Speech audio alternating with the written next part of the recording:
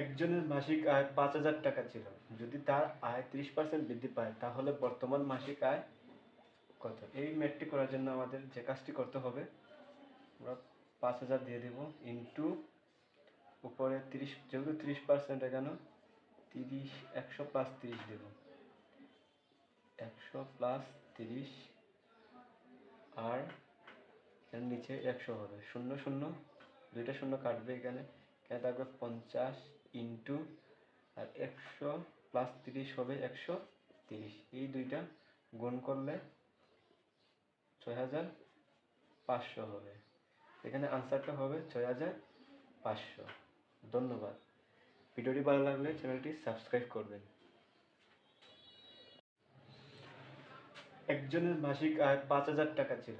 যদি তার আয় ৩০% বৃদ্ধি পায় তাহলে বর্তমান মাসিক আয় কত? এই ম্যাথটি করার জন্য আমাদের যে কাজটি করতে হবে, আমরা ৫,০০০ দিয়ে দেব ইন্টু উপরে ৩০, যেহেতু ৩০% এখানে ৩০, ১০০ প্লাস ৩০ দেব, ১০০ প্লাস ৩০ আর এর নিচে ১০০ হবে, ০ ০ দুইটা শূন্য কাটবে, এখানে থাকবে ৫০ ইন্টু আর ১০০ প্লাস ৩০ হবে ১৩০, এই দুইটা গুণ করলে ৬,৫০০ হবে।